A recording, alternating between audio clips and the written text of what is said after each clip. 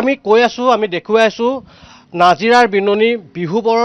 বৰ্তমান মই আছোঁ বিহুবৰ নেপালী খুঁটিত, আৰু এই আটাইতকৈ বেছি বিধ্বস্ত হৈছিলে পলয় নামি আহিছিলে এই নেপালী খুঁটিলৈ, টচ টচ কৰি গৈছিলে সপোনৰ গাঁওখন, সপোনৰ ঘৰখন নোহোৱা কৰি দিছিলে এক প্ৰকাৰে। আৰু মই বৰ্তমান যিটো ঘৰৰ সন্মুখত আছোঁ, এই ঘৰটোত মই ঢুকি পোৱালৈকে ইয়াৰ দেখিছে, ইয়ালৈকে পানী হৈছিলে, আৰু পথৰ ওপৰত পানী এনেধৰণে হৈছিলে। এইটো ঘৰৰ অৱস্থা এনেকুৱা। আৰু আন এটা ঘৰ দেখুৱাইছোঁ, গণেশে দেখুৱাব ইয়াৰ পৰা জুম কৰি, এটা অসম আৰ্হিৰ ঘৰ। সেই অসম আৰ্হিৰ ঘৰটোৰ ওপৰেদি পানী বৈছিলে, আৰু উদ্ধাৰকাৰীয়ে যিটো এতিয়া ফুটা কৰা আছে সেই পিনেদি তেওঁলোকক উদ্ধাৰ কৰি আনিছিলে। এখন ইয়াত গাঁও আছিলে, এখন গাঁও এতিয়া মৰি খালী হৈ গ'ল, গাঁও নোহোৱা হৈ গ'ল। ইয়াতে কেইবাঘৰো মানুহ পুতি পেলাই উৎকট গোন্ধ আহিছে, যিহেতু এই অঞ্চলটোত তেওঁলোকে গৰু পুহি সমগ্ৰ শিৱসাগৰ জিলালৈ গাখীৰ দিছিলে। নাজিৰাৰ বিহুবৰৰ নেপালী খুঁটি বুলি ক'লে সকলোৱে জানে, ইয়াৰ পৰা গাখীৰ দিছিলে। কিন্তু এতিয়া নেপালী খুঁটি মৰি খালী হৈ গ'ল, গৰু উটি গ'ল, মানুহ উটি গ'ল। ইয়াতে এতিয়াও 20 জনৰো অধিক লোকৰ সন্ধান পোৱা নাই, সকলো শেষ হৈ গ'ল। কোন ক'ত আছে কোনেও নাজানে, উৱাদিহ নোপোৱা অৱস্থা।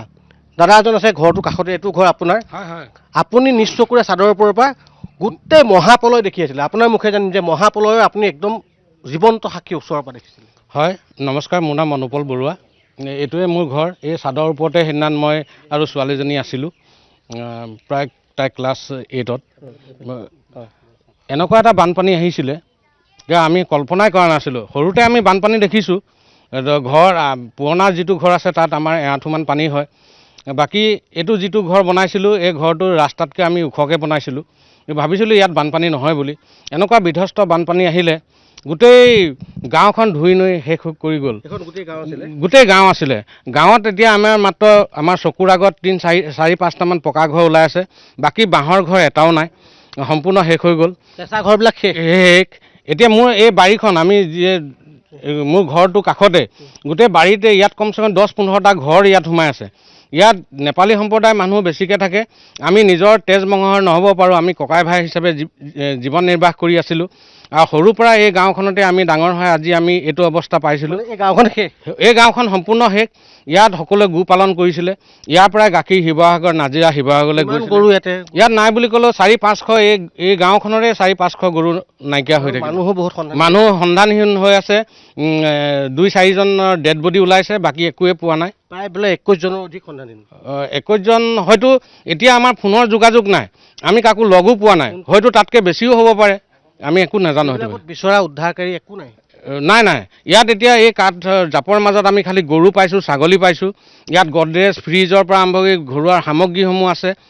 ইয়াত তাৰপিছত আৰু এটা ইমান বিধ্বস্ত হৈ যোৱাৰ পিছত বাহিৰৰ কোন কেনেকৈ আহে নাজানো, কাৰোবাৰ গডৰেজ ভাঙিছে, কাৰোবাৰ দোকান ভাঙিছে, ইয়াৰ পৰা বস্তু চুৰি কৰিছে। মই এজন যুৱক আছে আপোনাৰ ওচৰলৈ আহিছোঁ। আপোনাৰ ঘৰটো কোন ঠাইত আছিলে? ইয়াতে আছিল নেকি? এইফালে হয়, মোৰ নেপালী খুঁটিতে হয়, আৰু ওচৰতে হয় মোৰ ঘৰটো। কি হ'ল সেই গোটেইখন গাঁওখন? আৰু হয়, গাঁওখনতো গোটেই নাই, শূন্য হৈ পৰি আছে বৰ্তমানলৈকে। গাঁৱত একো নাই। আমাৰ যি ঘৰ বাৰী, গাই গৰু, মাটি যি আছিলে একো নাই বৰ্তমানলৈকে। সেইবোৰতো শেষ হ'ল বাৰু।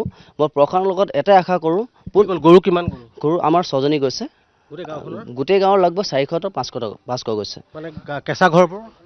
কেঁচা ঘৰ লগভগ আপোনাৰ 100-200মান গৈছে। দুটা গাঁও লগাই 100-200মান গৈছে। মানুহ কিমান ঢুকালে? মানুহ এতিয়ালৈকে তথ্য হিচাপে যিটো আমি তথ্য পাইছোঁ, 13জন মানুহ আমি গম পাইছোঁ। তাৰ ওপৰো কিমান মানুহ ক'ত সোমাই আছে, ক'ত কেনেকৈ হৈছে, আমি এতিয়ালৈকে গম পোৱা নাই। মানুহবিলাক ক'লৈ গ'ল? মানুহবোৰ গাঁৱৰ মানুহবোৰতো যিবোৰ আছে সিহঁতে ৰাস্তা পদূলিৰ ফালে ওলাই আছে। মানুহবোৰ ক'ত আছে এতিয়া? মানুহবোৰ এনেকৈ গাঁৱতে এটা মানুহ পাবলৈ নাই দিয়া। মানুহ নাই। এতিয়া বৰ্তমান কেলে চব জেগাই ক'ত সোমাই আছে, কি কৰি আছে, এতিয়া জীয়াই আছে নে মৰি আছে, এইটো ধৰিব। কিমান মানুহ আছিলে গাঁওখনে নাই কম আপোনাৰ টোটেল আমাৰ দুখন গাঁও মিলাই পেলাই কমচে কম আমাৰ 1000 মানুহ আছিলোঁ আমি, ফেমিলি হিচাপে আছিলোঁ। এনেকৈ আমাৰ 300মান ঘৰ আছিলে সেইটোত, 1000মান পপুলেশ্যন। হয়, 300মান ঘৰ। এতিয়া 300 ঘৰ মানুহ ইয়াত মানুহ নাই আৰু। মানুহ নাই। এইবিলাক চব কিছুমান ৰাস্তা কাষত আছে, কিছুমান এতিয়া নিজৰ ছোৱালী ঘৰত গৈছে, কিছুমান কিমান মানুহ ক'ত হেৰাই গ'ল ধৰিব নোৱাৰিছে। এতিয়া এনেকৈ কোৱা মতে 2টা ডেড বডি ওলাই আছে বুলি কোৱা শুনিছোঁ বৰ্তমান। এতিয়া এই বাহনীত সোমাই আছে বুলি কোৱা শুনিছোঁ বৰ্তমান। এতিয়ালৈকে 5জন আমাৰ ওচৰ চুবুৰীয়াই আমি গম পাইছোঁ, 6জন মানুহ নাই ঢুকাইছে বুলি কোৱা শুনিছোঁ, উটি গৈছে। এহেজাৰমান মানুহ আছিলে, এই গোটেই দুখন গাঁও আছিলে, 300মান পৰিয়াল আছিলে, দুখন গাঁও নোহোৱা হৈ গ'ল। কোন ক'লৈ গ'ল কোনেও নাজানে, মোবাইল নাই, যোগাযোগ নাই, কোন ক'ত হেৰাই গ'ল, ক'ত কোন কেনেকৈ আছে, মিতিৰ কুটুম ক'ত কেনেকৈ আছে ধৰিব নোৱাৰি। মুঠতে এটা বিধ্বস্ত অৱস্থা। মহাপ্ৰলয়ৰ সৃষ্টি হোৱাৰ পাছত এইখিনিত দুখনকৈ গাঁও নোহোৱা হৈ গ'ল। দুখনকৈ গাঁও, যি দুখন গাঁৱত নেপালী সম্প্ৰদায়ৰ লোক আছিলে, দুগ্ধ পালন কৰি সমগ্ৰ শিৱসাগৰ জিলালৈ তেওঁলোকে দুগ্ধ দিছিলে।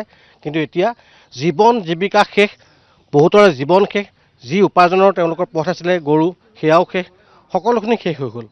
বানে ধোৱা নাজিৰাৰ বিধ্বংসী মহাপ্ৰলয়ৰ পাছত এতিয়া কেৱল ইয়াতে মৰাশৰ গোন্ধ, উৎকট গোন্ধ, গেলা পচা আৱৰ্জনা, আৰু লামলাকতো বিচাৰিবলৈও কোনো অহা নাই। যিহেতু তেওঁলোকে এতিয়া বিচাৰিবলৈ আহিও ইয়াত একো নাপায়, বিচাৰিবলৈ আহিব পৰা তেওঁলোকৰ সামৰ্থ্য নাই। ক'ৰ পৰা আহিব? একাঠু বোকা, একঁকাল বোকা, ইয়াত মানুহ পৰ্যায় যোৱা বোকা অৱস্থা হৈছে। এয়াই হৈছে নাজিৰাৰ বানে সৃষ্টি কৰা বিধ্বংসী পৰিৱেশৰ পাছৰ দুৰৱস্থা, যিবোৰ দুৰৱস্থা আমি ভাষাৰে বৰ্ণনা কৰিব নোৱাৰোঁ। আমি তেওঁলোকে জীৱন ক'ৰ পৰা আৰম্ভ কৰিব সেয়া ক'ব নোৱাৰোঁ।